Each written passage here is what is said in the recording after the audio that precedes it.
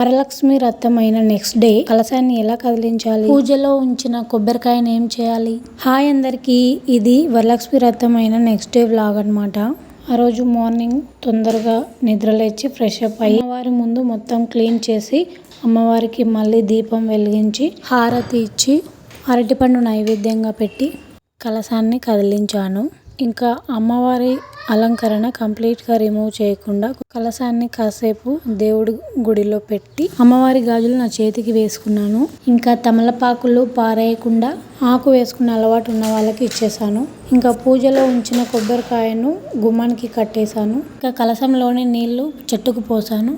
మన ఛానల్లో చాలా సింపుల్గా ఫస్ట్ టైం వ్రతం చేసుకునే వాళ్ళ కోసం వీడియో చేసి పెట్టాను. ఫుల్ వీడియో చూడని వాళ్ళు చూడండి. నెక్స్ట్ వీక్ వ్రతం చేసుకునే వాళ్ళ కోసం చాలా యూజ్ అవుతుంది. వీడియో నచ్చితే లైక్ చేయండి, మన ఛానల్ని సబ్స్క్రైబ్ చేసుకొని పెట్టుకోండి.